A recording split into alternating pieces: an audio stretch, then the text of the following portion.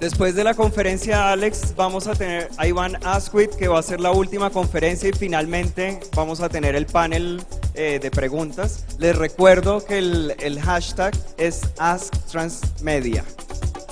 Haz de preguntar. AskTransmedia para cualquiera de los invitados que quieran hacerle preguntas. Vamos a hacerlo cerrado solamente desde acá, así que desde ya los invitamos a que hagan las preguntas con el hashtag.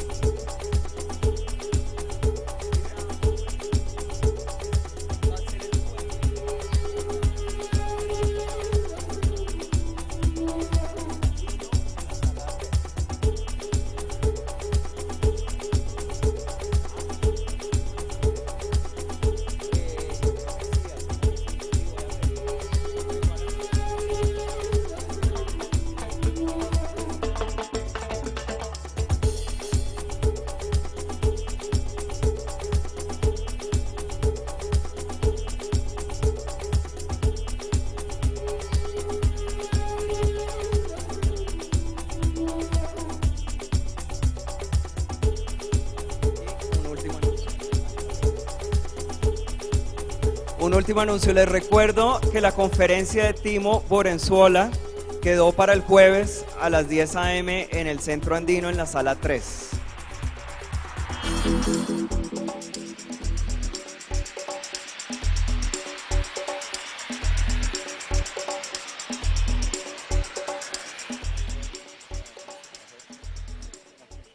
Sí. Hello, hello, hola. All right. Hola, buenas tardes. Good afternoon, everybody. Well, first and foremost, I wanted to thank the organizers for giving me the opportunity to be here today and to speak of digital distribution and marketing and the work that we do at Under the Milky Way. I guess just to give you guys a little bit of context about what we've seen today and where do we fit in this whole story. I don't know about you guys, but I feel that the previous presentations were absolutely amazing, and everything that's going on out there in terms of transmedia is very impressive. All the speakers that were here before are very talented storytellers, which I am not. It's not my job to tell stories, so it's another way to say that this presentation might be a bit boring. But it's really about a very small piece of the whole equation. And what we do at Under the Milky Way is really about feature film, so films that we all see in the theaters and we all see on DVDs and so forth, and how the digital landscape changed the way films are being distributed and the way films are being seen by the public on a global basis. So this is basically just really quickly the agenda and what I'll be covering today, what I'll try to be covering as clearly as possible. I think I want to start by just looking at the film industry and the film distribution up until the internet came about, and try to really convey what the changes are that the internet brought in this industry. I think when you think of it, as opposed to traditional distribution channels, such as theatrical distribution or DVD distribution, online distribution, what we call video on demand, really has one thing that the other distribution channels don't have, and this is unlimited shelf space and unlimited time. And what I mean by this is when we distribute a film theatrically, you have a very, very narrow window of opportunity for, as a professional, as a film distributor, to bring your film out there and to make sure that there's as many people as possible that know about your film at that exact moment so that they all go and flock in the theaters in order to watch your film. If you miss that window of opportunity, then the rest of the exploitation of your film is really endangered by that. And it's a little bit of the same thing in the DVD world. When you bring DVDs to the store, it's a little bit of the same thing, because if your DVDs don't sell, then you have places like Walmart and so forth that will tell you, well, your DVDs don't sell, so bring them back and take them back, and I'll put Spider-Man 8 instead on my shelves, so that will sell, and so forth. So you're always stuck a little bit in that position where you know, supply is limited in a certain way and constrained by time and space.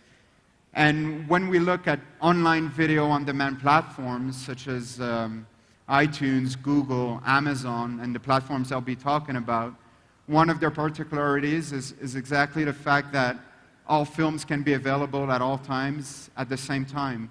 So when we distribute a new film on iTunes, we don't have to take another film off of iTunes in order to make space for that. And that's really a game changer for film distribution, because it makes the distribution, the act of distribution, much more attainable and accessible to film distributors. So real quickly, just a few numbers, and I took an example of Latin America, since we're in Colombia, to pretty much state the obvious, basically. What we're seeing is that global population is spending more time online. A lot of people go more and more on the internet in order to access entertainment and to access all kinds of other things. On the Latin American market in itself, there's more and more users. Some of the countries spend a lot of time, some of the people in those countries spend a lot of time on the internet, especially on social networks, and more so than traditional television. You have entertainment companies that are coming into Latin America, especially iTunes, Netflix, VoD, that recently launched their operations in Mexico in order to distribute films and make films and television content available on demand and using the internet as a distribution channel. Obviously, we have increasing number of mobile phones. I see a lot of people here with tablets as well, and Apple has done a great job of rolling these products out. So basically what I want to say is that the landscape is changing, and digital is changing a lot of ways that people are consuming entertainment. And this, coupled with what I just said before, makes a perfect recipe for film distribution to be adapted and to move forward in this environment. So basically what I try to show over here is really a little snapshot of the film industry and how it works, and where a company like Under the Milky Way fits in the whole equation. On the far left, you have producers at the very beginning that are producing the films, and by definition hold all rights to the film until they let go of these rights in order to pre-finance the production, or even after production is being financed in order to get their film out there. And as you work through the distribution value chain, you see first and foremost sales agents, international sales agents, who will then in turn sell rights to a film in a territory to a local distributor, who will then distribute the film theatrically in DVD and so forth. And when it comes to digital distribution, either directly to a platform such as iTunes or through an aggregator such as Under the Milky Way. And coming back to the first thing that I said about unlimited shelf space and time and space and so forth, what we need to realize here is, if we take an example of the European film industry, from a production point of view, you have about 1,200 feature films that are produced every year. And these films are normally produced with very good production value, maybe an average budget of around 4 or 5 million euros. And out of these 1,200 films that get produced, a very small fraction of those films are picked up by sales agents. And even a smaller fraction of these films, if you take, for instance, the United States, one of the leading markets in the world in terms of entertainment consumption, only about 100 films, European films, will make it to the US market in traditional ways. So as you can see, 90% of the European film production through traditional distribution channels is unavailable in the United States. And that's where digital distribution starts to make sense. And that's why you see that at the different levels, you can actually have a direct exploitation, either through an aggregator or directly to a platform, and making these films available on a worldwide basis. So basically, under the Milky Way, the company that I work for, what do we do? We're a global VoD aggregator. So our mission statement is really to provide a service to filmmakers, rights holders, production, distribution, sales agents that want to make their films available on global platforms, either in one country or in many different countries. And we try to do this as effectively as possible, and we try to provide this service as transparently as possible in order to make this whole operation and this whole, let's say, distribution, active distribution, as smooth as possible for both the rights holders and the platforms. So we see ourselves, as I mentioned, a little bit as a service company. We provide an interface between rights holders and platforms. And these are the interfaces that we do provide. The first one being a legal interface. So we take a distribution mandate on a per film, per territory, per platform basis in order to provide as much flexibility as possible to the filmmaker in making their films available on these platforms. Technically speaking, an aggregator will normally not do the encoding or the transformation of the material, of taking an HD cam or taking a ProRes file and make it, encoded to the specifications of the platforms. Only platforms approved encoding houses do that job. And we work very closely with them in order to manage the project and to make sure that everything goes very smoothly on that end. To give you an example, and just a brief idea, when you deliver a film, a feature films to, let's say, iTunes, for instance, it's a process that can take up to 2 months. So it's very long, and there's a lot of quality checks at different moments. And if there's a mistake, let's say in the metadata, the name of the actor is spelled wrong and so forth, the whole process needs to start all over again. So it's a very time-consuming, very resourceful process that needs very, very careful attention. Once the film is delivered to the platforms, we work with the programmers at the platforms from an editorial point of view to make sure that the film falls in the right category, that it's pushed forward in the right promotion, and we do what we call trend marketing with the programmers. On top of that, we're looking to build marketing and commercial strategies adapted to each and every single film that we distribute, but this is a very nascent expertise, and I'll get back a little bit to it in further down in the presentation, but it's something that is still very, very experimental, you'll see. And finally, the financial interface. So whenever somebody buys a film on iTunes or on Google, the platform will give us money. We'll take a percentage, which is how our business model works, and then we'll pay rights holders accordingly, depending on the number of units that they sold in each and every country. So just to give you a bit of an idea, we became a preferred aggregator for iTunes in 2011, which gives us a very good relationship with them. It means that we've put in place and mobilized the resources internally to match their requirements.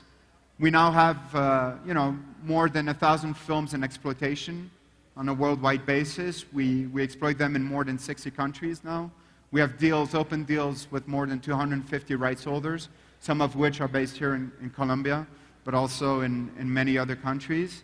And we have local representations, so local offices in all the different countries that you see. And having local representations for us, it was a real choice, a real strategic choice, because we feel that it's very important when we release a film, let's say in Australia, to have somebody based in Sydney who understands the Australian market, that can talk directly with the programmers at the platforms that are normally based in Sydney as well, and to make sure that this is coherent with what's going on in that particular country. But yeah, when you look at this, you know, we do this with less resources and less people than what was possible back in the DVD world. I think when you looked at this kind of distribution for DVD and Blu-ray, only the American majors could have this kind of level of coverage, internationally that is. And they did so with, you know, a sales force of probably 500-600 people that were in charge of this. Now digital makes things much simpler in that way, where a lot of the operations are very centralized, and we can manage this from a small team, 5, 6, 7 people, that can follow all of the back office and all of the sort of the industrial work that needs to be done. And then having 1 or 2 people as a local presence is sufficient in order to make sure that the films are exploited in the best of their ways. These are some of the platforms with whom we work. You know, the usual suspects, mostly the larger global services out there.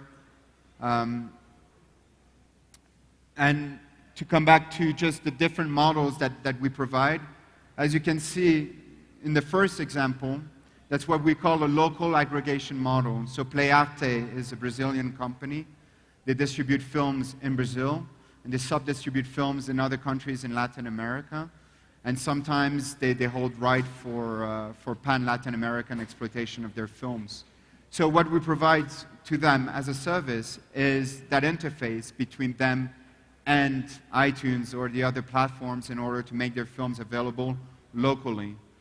The second example is what we call an international sort of local to global exploitation channel. And Cafilm is an example of a company that's based in Buenos Aires in Argentina that takes a lot of Latin films and does international sales for these films and try to place them in as many distribution outlets as possible. So when we deal with them, we're able to clear a large number of territories at one time. And by doing this, and especially working with global platforms such as iTunes and Google, we can reach economies of scale and make sure that the film is available in 20, 30, 40, 50 countries at a time. Which, again, 2 years ago, this was unheard of, at least legally. I mean, you could find films on peer-to-peer platforms and so forth. But legally speaking, in terms of global distribution, it was unheard of. And now this is really something that's starting increasingly to be a distribution channel of choice for rights holders. So a bit of the example of the reporting that we're doing. It's quite small. I don't think you'll be able to see very well. But at least what I want to convey through this slide is that the level of reporting that we're able to do to rights holders is very detailed. It boils down to the film on, on a country, on a platform, on an economic model, whether it's electronic sell-through or VoD rental, and you see all the revenues and how they break down between the platforms, the aggregator, and the final rights holder. So this is also part of our service, is to make sure that we share this information so that production companies can start looking at this information and saying, well, okay, I sold that many units of that film in 20 countries. So for my next film, I can actually put this into the plan of the financing plan, and how am I going to distribute, and how I'm going to meet my audience, and what kind of money could I generate through that. Just coming back a little bit to everything that has to do with marketing. The great thing with digital distribution, and the slide that I just showed you before, is that we're able to have access to information, very clear, transparent information, and we're able to access this information quite rapidly.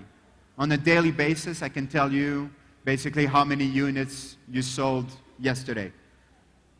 In Colombia, in Australia, and in Japan. So we're able to gather this information. And the next step is being able to take marketing campaigns, and especially social media marketing campaigns, and making sure that we link this to the commercial act of distribution. And hopefully, I think it's still not going on today, but I think in the next few years, we'll be able to tell about a certain type of content, if you put $5, $10, $15,000 in marketing on social media for that kind of content, this is how much revenue extra you're expected to get from the exploitation of your film. So we're experimenting with this on a very careful basis because we don't want to lose everybody's money, and so we just try to go step by step in trying to gather this information. And what we do in terms of marketing is we're developing a tool called Waveback. It's available online today for anybody to use. It's free. It's on the website waveback.eu. And Waveback, what it does essentially is it gives a rights holder or a film distributor or even a film producer the capacity to manage their social media interaction in one single location. So through Waveback, you're able to upload your trailer, to distribute that trailer onto many different social media platforms, and then to re-aggregate comments, statistics, and information from the exploitation of that content, and then compare it to previous films that you had released on Waveback. So we're trying to look at how, actually, if there is a correlation between the activity of films or the activities of trailers and promotional material online with the activity of making films commercially available and distributing films online. Are these two worlds correlated? And still today, it's still very much of an experimental approach, but it's there and available. So basically, these are a few screenshots of what we can see on iTunes in Latin America, in the different stores. So if you go to iTunes Colombia, you're bound to see a page like this showing different films. So sometimes we work with collections. Here, as you can see, one of the collections that we distributed in Latin America is called Asia Extreme. It's being brought to us by a French company, actually, that specializes in the acquisition of Korean, Japanese, Chinese movies and making them available in the Latin American market. So we're able to package these films and work on this collection in order to bring it forward on iTunes and other video-on-demand platforms. Some of the content partners that we do have here in Latin America today, companies like like Pierre that I mentioned before, Cafilm, Canana, Babilla Cine, and platforms that are currently operational in Latin America. So then again, examples of films and the trend marketing that I was talking about, being able to showcase these films on the platforms to give them the visibility that they deserve. Here, I think, is a very concrete and very good example. Lecciones para un beso. Anybody seen the film here? It's a Colombian movie. I mean, no? No? Nobody saw it? Oh, you can go on iTunes Colombia. You can download it. Yeah, you can actually buy it. It's more expensive. We make more money, so go for it. No? Okay. All right. Lecciones para un beso is a Colombian film. And what was interesting is that the film was produced here. And when it came to international distribution, it's not because the film is not qualitative and not good. It's an actual, a very good romantic comedy. But these films have a very hard time getting exported and getting out to other markets. So we were lucky enough to get in touch with the producer, who asked us to rely on our services and to make this film available in many different countries simultaneously. So we were able to release the film in the whole of Latin America, but also in the United States, in Canada, in the UK, in Ireland, in Australia, in New Zealand, the English-speaking markets. And that was a concrete example of taking a Colombian film and making it available to an audience outside of Colombia. And when you take into the balance the cost of doing such an operation, which is fairly low as compared to traditional distribution means and methods, and the results and the returns that it generated, this was quite a successful operation.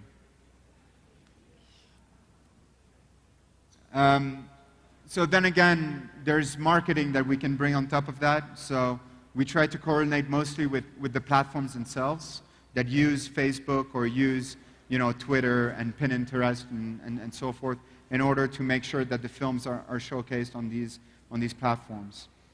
So now just to come back to a little bit of information, I didn't want to come here and not share actual concrete information about what this market looks like. But I want you to be very careful about looking at these numbers, because obviously these numbers represent only what Under the Milky Way has been doing so far in this market. So is the sample good enough and big enough to be, to be used as an hypothesis for the whole market? Probably not. But at least that's the information that we have, and that's what we want to share with you. So when we look at the units that are sold by country, you can see that Brazil, Mexico, and Colombia actually are the third biggest markets that we have so far, which follows through with the revenue per country. But you can see that the Brazilian revenue is a bit bigger, and that can lead to some questions. And basically that's what we're seeing here, is there's two economic models on the platforms. There's VoD, which is a rental model. You normally pay $2, $3 and you can rent the film, and after 24 or 48 hours, the film's going to disappear from your computer, and that's it. Or you can actually buy the film, and that's what we've referred to as EST, which means electronic sell-through. And the price is more around, $13, $14, $15, $16, even $20 for new releases. And as you can see on the left part, that's the number of units being sold according to each model. And you can see that EST represents 34%, which is, as far as we're concerned, was quite a good surprise, because obviously EST brings bigger margins to the rights holders, and it's much more interesting. And on the other hand, a lot of people out there still want to have ownership, even in the digital world, which for us was a bit of a surprise, because I thought, if the film's always there in the cloud somewhere, and you can always pay $2 to, rent it. And I mean, between you and I, most of the time when people watch a film, they watch it once, and then that's it. They move on to other things, except for, maybe some cult classics and so forth. But we're seeing that a lot of people actually want to have this ownership of the film and are actually willing to pay more money in order to buy the film. And as you can see, the revenues on the other pie chart over here, the revenues from the EST are much higher than the volume, and that's linked to the margin that they generate. So all of this brings opportunities for rights holders, I think, mostly the ones that are the most impacted by these changes in the film distribution industry. And the first one is having access to a concrete way to fight off piracy on the one hand, and to also fight off the decline in the home video market. DVD has been declining for quite some years now, and it's still declining. So digital is a way to offset the decline, even though by looking at the numbers, the revenues generated from digital doesn't offset completely the decline that we're seeing in the DVD sector. There's also an opportunity for asset sharing. What I mean by asset sharing is basically when you need to send a film to one of these platforms, it costs money to encode it. It can cost up to $1,000, $1,500 per film. But if you collaborate with rights holders in different countries, and using the same asset can lead to asset sharing opportunities. So to be able to share that cost between different actors in the industry can be something very good opportunity. It's low risks, high returns relative to the risks. Obviously, if you're a film producer and you can land a distribution in the United States through IFC or Sony Classics or a company like that, obviously you should go for that and be very happy and grateful that this is happening to you. But if this is not the case, then you can move on to digital. But obviously the revenues won't be in the same league. But that's a reality. And finally, potential for worldwide release in otherwise unexploited territories. It's a fact that films don't travel really well today. And thanks to digital distribution, they can travel much better. From a consumer's point of view, it's also actually filled with opportunities. I think when you live in big centers, like New York or Paris or London, to a certain extent Bogota, I presume, you can have access to films, either theatrically or through DVDs and so forth. You can access quite a large volume of films. But if you live in, I don't know, maybe smaller cities in Colombia, and in Medellin or Cartagena, might be a bit harder to access these films. And it doesn't mean that if you live in these countries, in these cities, that you're not interested in independent filmmaking and to see what's going on out there. But it's just up until now, you didn't have access to that. So I think digital distribution is really a way of democratizing the access to film, which I find amazing. And yeah, I think that's pretty much it. I think there's challenges obviously involved from a rights holder's point of view. There's still a limited number of approved encoding houses, so material, it's much harder than what we first think. A lot of people think that, you know, digital is all about pressing one button and then things happen and so forth, but it's not really the case. You know, original language rights are not always granted due to past consideration in the legal frameworks of DVD distribution that is being used as a template to digital distribution. So that's still providing some hurdles today. There's obviously holdbacks from pay TV on exploitation on video markets and so forth. And from a consumer's point of view, depending on the territories, but for instance, when you go on iTunes Brazil, you still have to purchase in US dollars. I think the real lost something like 15% against the US dollar in the past few months. That's obviously a deterrent for local consumers. There's still a lot of things like that happen out there, and obviously slow connectivity to the internet, which makes it much harder to access content. So I think that's pretty much it. So digital distribution for feature films in a nutshell. I think I tried to cover a little bit what we do as a company and what this represents and this means for film professionals. Again, I think in the whole transmedia environment that we've been hearing a lot about today, it's only a small fraction. But I think it's interesting to look at that fraction and how a change in technologies and how innovation is impacting an industry as a whole. Well, thank you very much for your attention. And that's it. All right, cool. Thank you.